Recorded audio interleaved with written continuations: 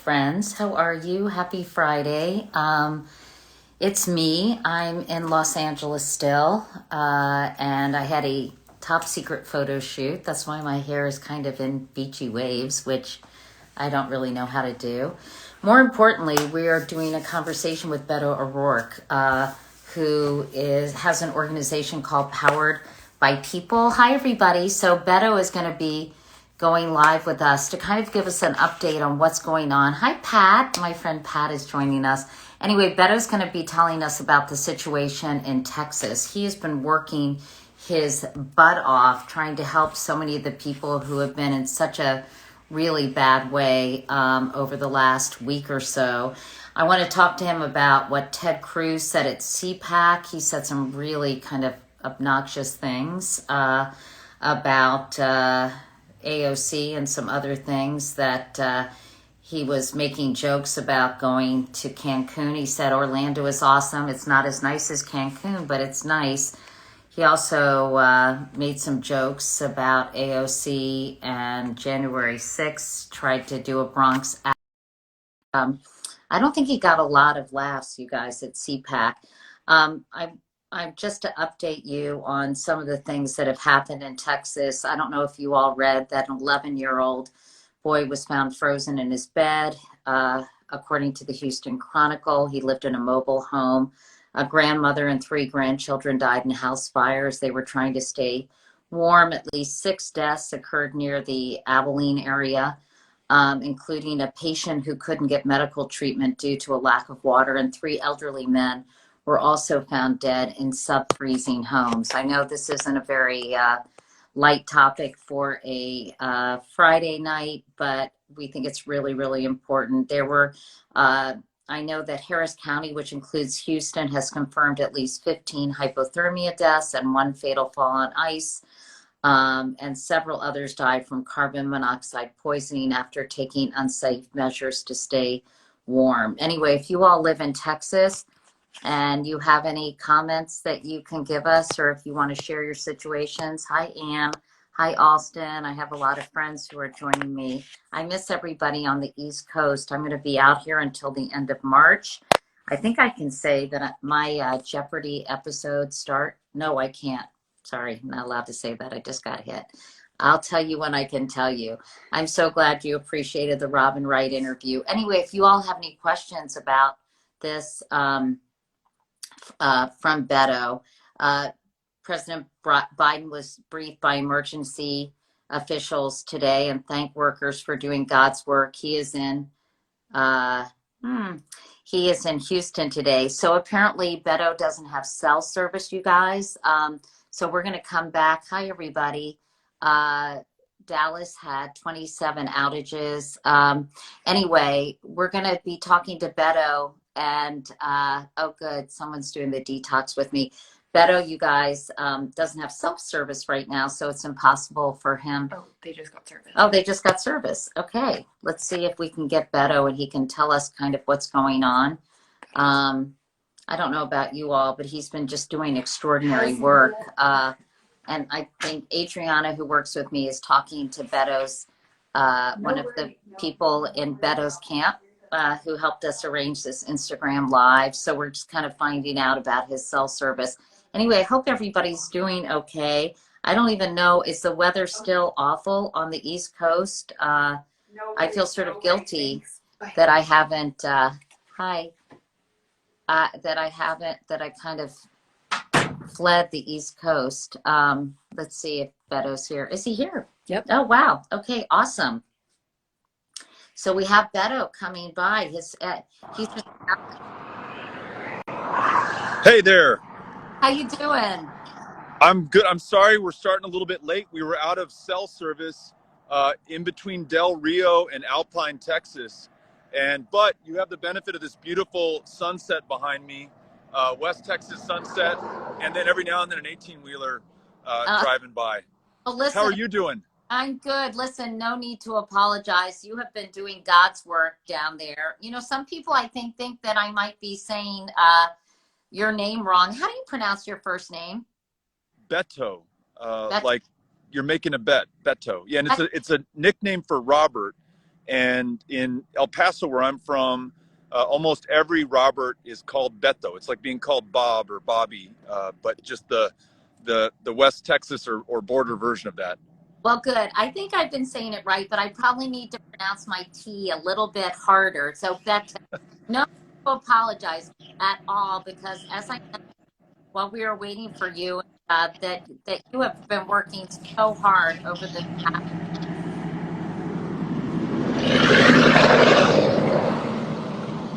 So, you, Beto, just give us an update on what's going on, what the what you asked. Absolutely. Let me do this. Let me get my earbuds just so that I can hear you a little bit better, and maybe you don't hear these trucks as well. So Nope. we set out from El Paso. Thank you, Miss Connell. We set on Saturday to try to take some water to Austin, which was running out of fresh drinking water, because as you and your viewers know, Texas got hit with a really terrible winter storm that dumped a lot of snow in places you wouldn't expect to find it. Like, we just left Del Rio, Texas, which is one of the hottest places in the state of Texas. It got more snow than any other part of the state of Texas. It's down on the border with Mexico, and on top of the winter weather and the ice and the snow and the really freezing conditions, single-digit conditions in Texas, the power went out for most of the state, and it didn't go out for 10 minutes. It didn't go out for 10 hours. It went out in some places for 4 or 5 or 6 days. And at the same time that the power went out, the water went out. And so folks were without power, without heat, without water. And if it's 6 degrees outside and you live in a trailer without insulation, it's 6 degrees in that trailer. And as you all know, tragically, a lot of people died, including an 11-year-old boy who died sleeping in his trailer under a bunch of blankets next to his 3-year-old brother. An 8-year-old girl died of carbon monoxide poisoning as she tried to get warm in a car in a garage with her mom. Just in Houston, 15 people froze to death. And that doesn't include the house fires and the carbon monoxide poisonings and every other awful way that people succumbed to the cold without having electricity or water. So we've been traveling the state, trying to find water, especially in the times where it wasn't being distributed throughout the state, and taking it to the smaller communities that needed it. And also just trying to learn people's stories so that we could share them with the rest of the country. Because I think for many, the temptation is, once the power is back on, to just think everyone's okay. But with the frozen water came burst pipes and low water pressure, and many people still unable to get drinking water in their communities. In addition, Katie, a bunch of great volunteers through our organization, Powered by People, have made hundreds of thousands of wellness check-in phone calls on senior citizens across Texas, connecting them with water or heat or transportation or whatever resource they need, followed up by indoor or in-person door-to-door conversations to do the same thing. And then lastly, folks have been so generous. We've raised about $1.5 million that we're distributing to organizations that are providing shelter or repairs to people's pipes in their homes. That's on top of what Congresswoman Ocasio-Cortez raised, $5 million. Julian Castro raised $500,000.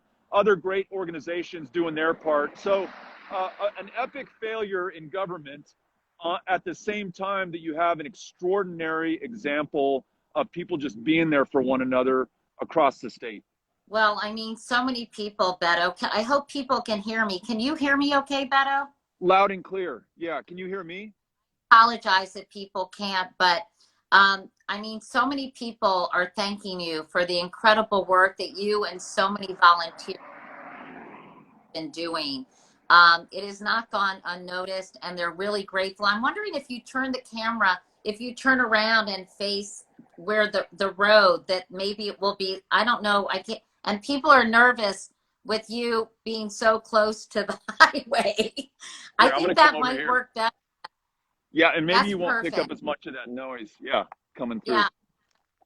Thank you so much, Beto, for moving around. And thank Thank you for taking time to talk to us about this. I know that let's talk about a couple of things. More than 1 million residents are still under orders to boil water. I mean, so there are a lot of people who are still hurting and in a bad way. When do you think things are going to be back to normal or, relatively normal? It's really, Katie, it's kind of a county by county situation. And there are 254 counties in Texas, all of them affected differently. So, for example, in the northern part of the state where we were a few days ago, up in Rains County, kind of a rural county, power goes out. And so it goes out at the water utility. When the power comes on, it surges in such a way that it fries the board at the water utility. So they have a hard time regulating their water. So it's whenever that board at the utility gets fixed. And I don't know what combination of electricians and plumbers and engineers are required to do that. But until then, they're rationing water there. And when we were there, it had been 7 days since anyone in some of the streets we were on had any running water. And they're dependent on bottled water. And you can imagine when the roads were iced and when there was a real run on bottled water because you couldn't get it out of your faucet, it was really hard to find. And people really struggled. And as you can imagine, the communities hardest hit were already struggling. So this rural community in Rains County, or I was down in the Rio Grande Valley recently in these unincorporated colonias, which are essentially, they're not cities, they're outside the city limits. They may or may not have utilities and services. And very often down in the southern part of the state, it's the farm workers who live there, the folks who pick all the food that we eat, who have a hard time finding enough resources to feed themselves. They're having a really hard time getting water. And when their pipes rupture, they may be last in line to get them fixed. So some folks are doing just fine in Texas right now. Others are under boil water notices, as you mentioned, and still others don't have any water to speak of unless they're able to get bottled water or, a food bank delivers that. So a lot of compounding problems that are stacking up for people right now. And I really appreciate you and others focusing on this because though it's a little warmer now in Texas, we're not out of the woods yet. A lot of people still struggling. Well, the power grid in Texas has never been quite the focus of national attention as it has in recent weeks. Although I talked to someone last week from the 19th, and she was telling me that there was a very bad winter storm in 2011. And a lot of people are wondering, why wasn't this taken care of then? It's not, this didn't come out of the blue. So what's the explanation there, Beto? There's not a good one. It's that those in positions of power and public trust failed the public and literally failed them so bad that they were without power for days. As you mentioned, there was a bad winter storm in 2011 that produced rolling blackouts that, a similar but not as bad situation. In the aftermath of that, there were promises made that we're going to invest in the weatherization of the grid. And for the benefit of those who don't understand what happened, it got so cold and we lacked the weatherization to insulate the generation of energy, whether it was nuclear or coal or gas, and in some cases renewables, although renewables actually did better than they were expected to do.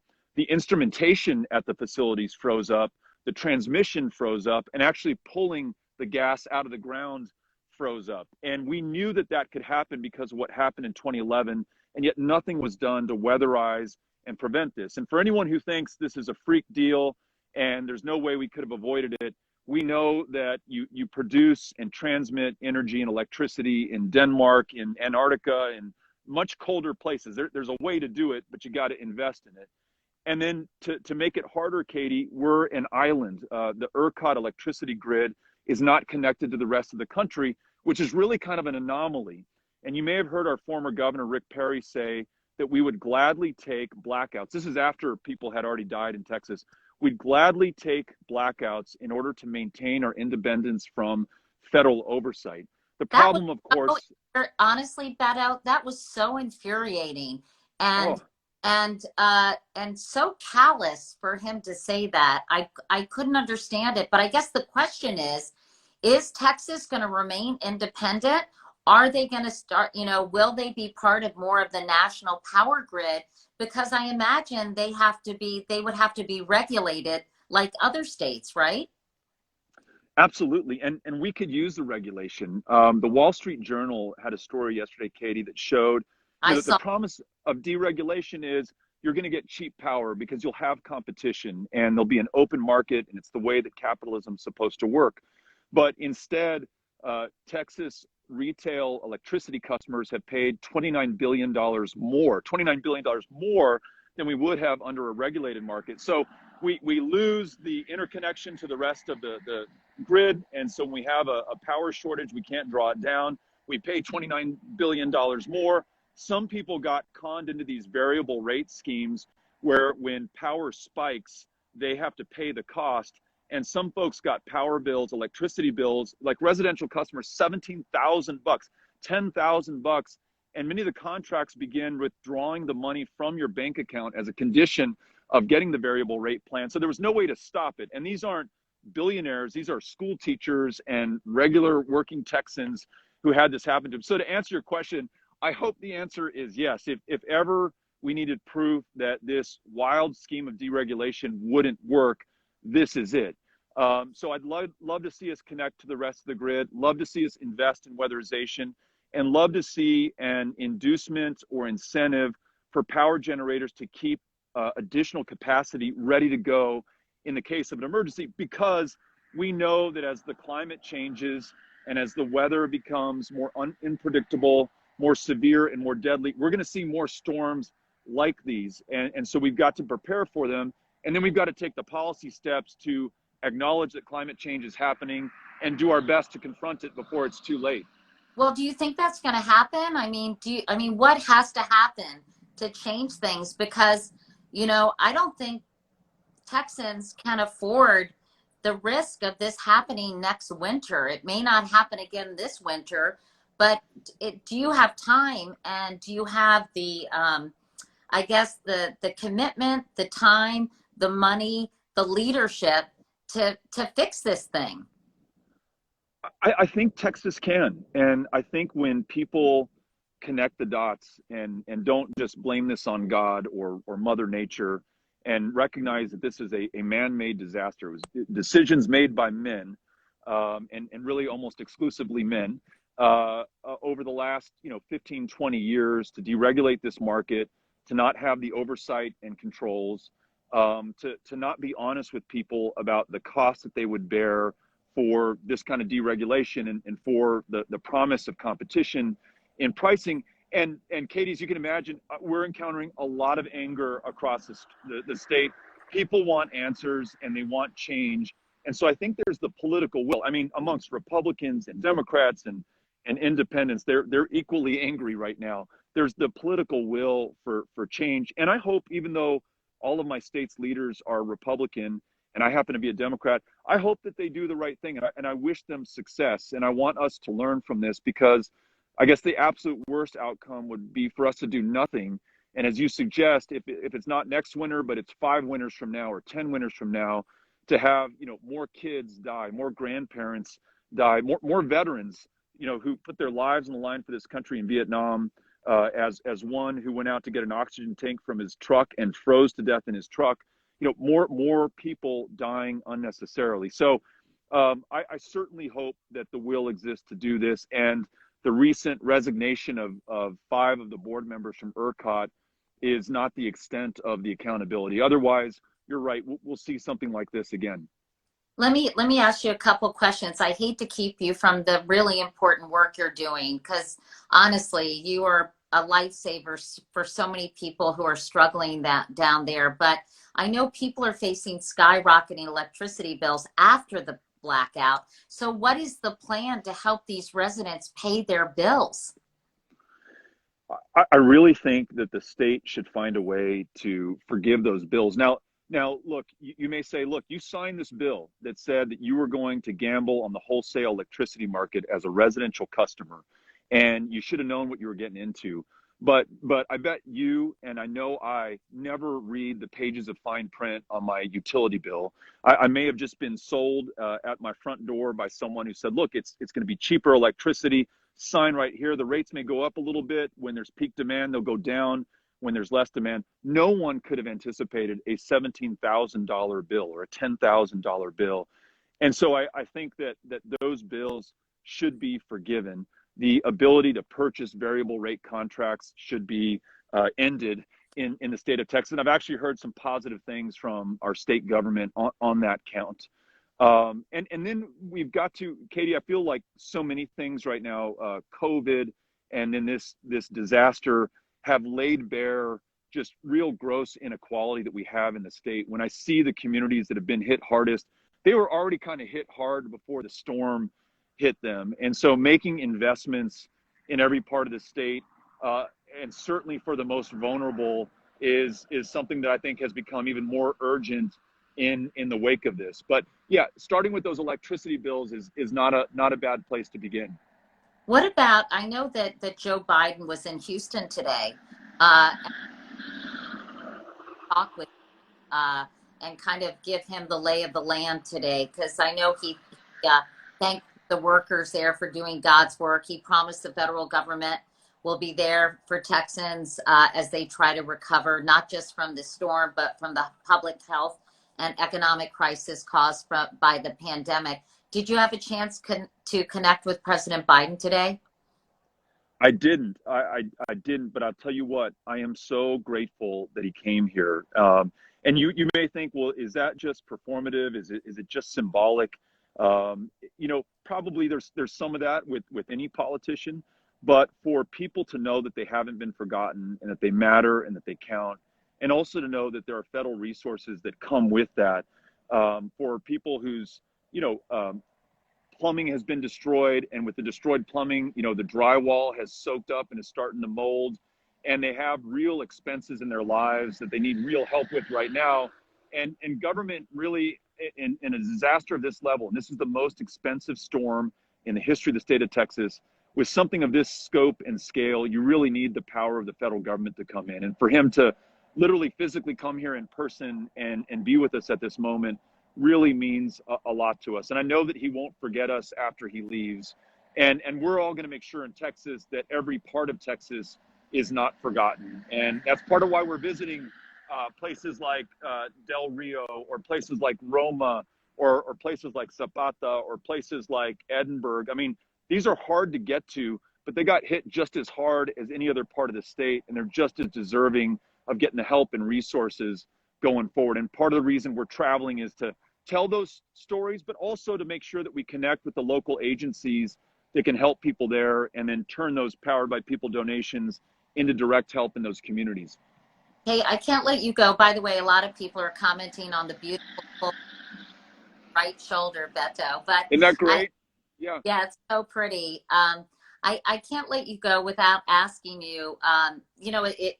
It inflames people so much, and I'm not sure if many people watching this are supporters, but obviously, I think Ted Cruz admitted that was a lapse in judgment for him to leave Texas during this really difficult time for so many residents.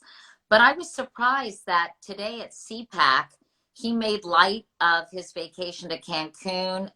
He mocked Congresswoman Alexandria Ocasio-Cortez for being traumatized by the January 6th Capitol attack. This is after she raised $5 million for Texans in need. He joked about how Democrats support among transgender people, and he dismissed former GOP House Speaker John Boehner.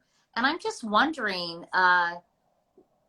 it's so disappointing and upsetting to hear him throw out this red meat at a time when so many people in his state are really still suffering and really still struggling. And I think, yes, it's easy to dance on his grave or to, pile on, but it is kind of hard to understand, isn't it?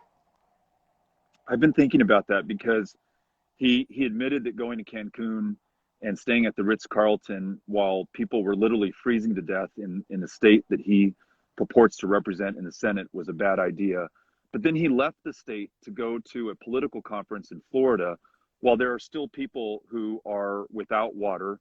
without electricity in their homes, while there are still families who are grieving over the loss of a child or a mother or a grandparent.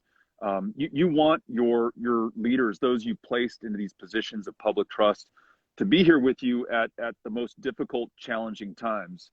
And my conclusion, Katie, is I don't know that he sees himself as a senator for the people of Texas. I think he sees himself as a national political figure. And then I also think he's taken a page out of the playbook written by Donald Trump, which is, in light of his contribution to the sedition that we saw on the 6th of January, the incitement to the insurrection, the people who were killed as a consequence of the violence at the Capitol, it doesn't matter if it's good or bad news, as long as it continues to distract you so that you cannot focus at the issue at hand. He's winning. And so I've almost, unless asked, I've just really not even talked about Ted Cruz and what he's doing, because I think he almost wants that, and wants us to continue to be outraged and to be bewildered by this bizarre behavior that he's exhibiting. And instead, I think we just got to focus on these folks who we can help right now. And there will be a time where, unfortunately, there won't be accountability amongst his peers to expel him for his role in the insurrection. But there will be an election in 2024, and there'll be an opportunity at that point.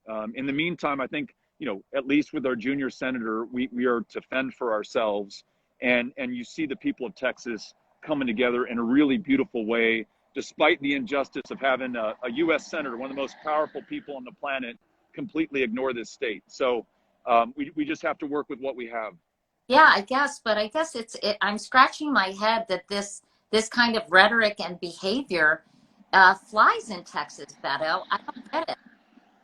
I think it's losing altitude. It may have flown in the past, but it's crashing down to earth. I was in I mentioned Rains County, a small Republican rural North Texas county, and we had found a pallet of water in Waco, Texas. Rains County was out of water, and we'd driven it up there, and we met with some volunteers to hand out the water. One of whom had a "Make America Great Again" Trump mask, and he said, "Look, we may vote differently. I may not like the guy that's the president today, but thank you for being here."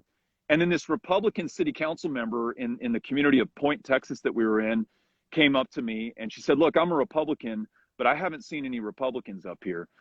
So I think, leadership, I think party affiliation, I think politics even, is all defined by our actions and our presence and what we're willing to do for people when it counts the most.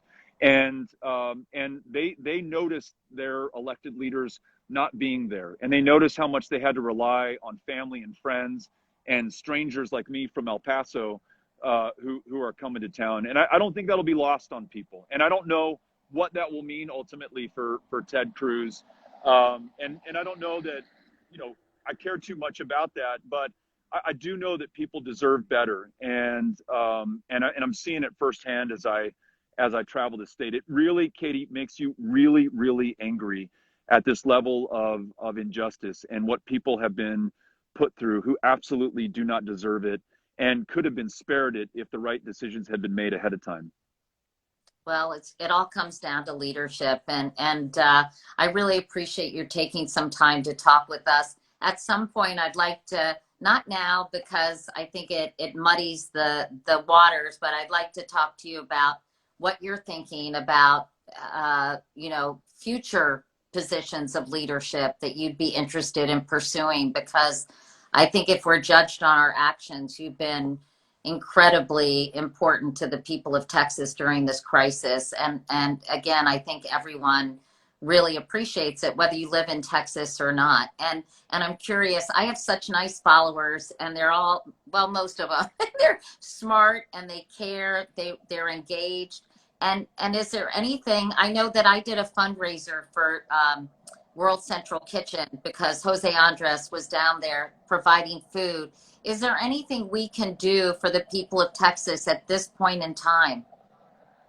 World Central Kitchen have been phenomenal. In fact, when we were in one of these unincorporated colonias in the Rio Grande Valley, Jose Andres asked Tim from his team to drive down from Austin, which is not an easy drive to make, and work with local restaurants to deliver hot meals to folks who didn't have electricity or water. So I've seen them in action. They are amazing. Thank you for supporting them. Feeding Texas is our network of food banks in the state. They're wonderful.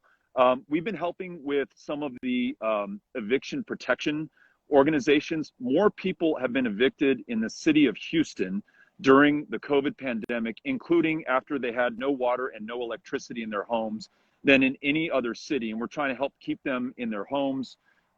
There are groups like Lupe in the Rio Grande Valley that work with farm workers who, because many of them are undocumented, frankly, aren't going to be eligible for FEMA money. They're not going to get help otherwise. There are just so many groups. Powered by People is our organization. It's poweredxpeople.org. If you donate to us through our homepage, we're turning 100% of what comes in back out again to local food pantries, local organizations that are helping to fix the plumbing and the damage done to homes, and supporting. There's a great community garden in the west side of San Antonio that grows all the fresh produce. It's called St. Focus, and they grow all the fresh produce for the St. Stephen's Food Bank that exists in a food desert in a part of town that, frankly, doesn't have the wealth or resources that other parts of the city have. That garden froze completely, and everything in it died during this storm. So we're helping those folks out. But in whatever way you all help, just know the people of Texas are grateful. And I can tell you that firsthand. We've driven about 2,300 miles over the last 6 days, seen so many people in Texas. And as angry as they are at their government right now, they're so grateful for their neighbors and for people they'll never meet from other parts of the country who've chosen to help them out. So we are so grateful to all of you. Well, Beto, we are going to post powered by, it's a There you go. people.org. And we'll put some other organizations in my newsletter, which I know you read every morning, Beto, called Wake Up Call, because you get it in your inbox. And it's that and a cup of coffee, or I can't start my day. and I know you're not kidding. So you all can sign up for that. And again, I wish you could read all the comments, because you have so many people who appreciate your efforts and who are just grateful for what you're doing for the people of Texas, and I am among them. So thanks so much, and go back and do your thing. I don't want to keep you any longer, but really, and tell Cynthia thank you for helping to organize this for us. Absolutely, I'm so glad that we found cell service. We were really cranking on this stretch of West Texas along the border, saying we got to connect with Katie. She's out there on her own, and luckily we found it. So I think this was fated. So be well, and thank you. You are doing much more important things. So thanks again, Beto, and thanks everybody. And again, that's powered by xpeople.org, and any amount is really appreciated. It's powered, ED, right? Powered. That's right. Powered. Yep. You can see this great West Texas sunset too. Wow, that's gorgeous. Yeah, right. We are very lucky to live here. And again, thank you so much. And we'll see you soon, I hope. Be safe. Okay. Thanks so much, buddy. Bye.